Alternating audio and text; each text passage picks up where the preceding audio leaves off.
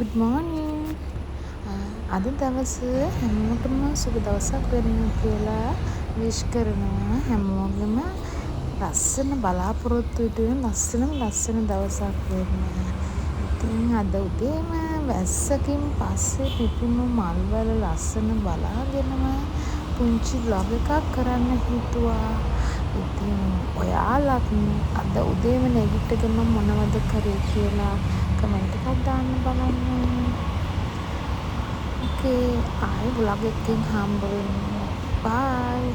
මාව සබ්ස්ක්‍රයිබ් කරලා නැති හැමෝටම සබ්ස්ක්‍රයිබ් කරන්න කියලා ආදරයෙන් ඉල්ලා සිටිනවා.